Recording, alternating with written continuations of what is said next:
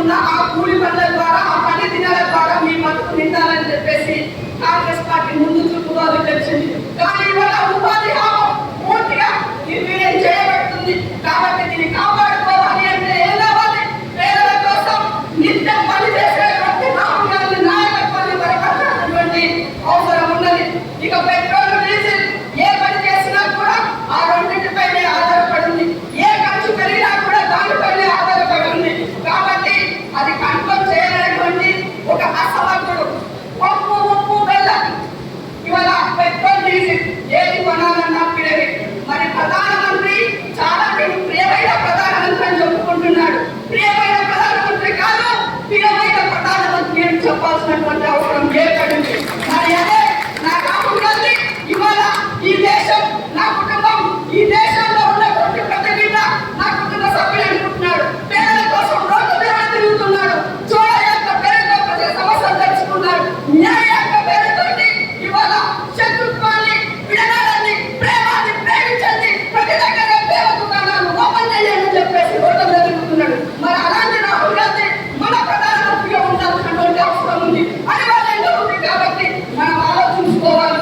మీ అందరి వ్యక్తులు, మీరందరూ కూడా వ్యక్తులు ఆలోచించుకొని ఒకరికి 10 సార్లు ఈ దేశానికి కానీ ఈ రాష్ట్రానికి కానీ నాడైనా లేడైనా ఏ నాడైనా కానీ కాంగ్రెస్ పార్టీ అనివార్యంగా ఇవాళ అధికారంలో ఉన్నట్టు ఏర్పడింది. ఒకవేళ బీజేపీ అధికారంలోకి వస్తే రేపు మనం ఇంత నుంచి బయటకు వెళ్ళాలన్నా ట్యాక్స్, మన గాలి బీజాలన్నా ట్యాక్స్, ఏ పని చేయాల్సిన ట్యాక్స్ జిఎస్టీ విధిస్తారు. మరి అలాంటి వ్యవసాయం చేసుకునేటువంటి పనిముట్లకు కూడా జిఎస్టీ తీసినటువంటి ఘనత రేపు యజమాని చెప్పినటువంటి ఏకైక ధైర్యంగా చెప్పినటువంటి వ్యక్తి మన రాహుల్ గాంధీ. మరి ఆ రాహుల్ గాంధీ సైనికుడిగా ఇవాళ మనలో ఉండాలంటే మనం ఏం చేయాలి? మనం ఏం చేయాలి? ఏం చేయాలి? ఏం చేయాలి? చేతులకు ఓటు వేయాలి. ఏం చేయాలి? చేతులు ఏమి చూపిస్తారు? చేతుల కంటే ఏం చేయాలి? చేతులకు ఓటు వేయాలి. చేతులకు ఓటు వేయాలి. ఏం చేయాలి? మనం ఇక్కడ ఎక్కడున్నాం? మాటలో ఉన్నాం. మాటలో ఉన్నటువంటి ప్రతి బిడ్డ శ్వాస నిశ్వాస కాంగ్రెస్ అంటుంది.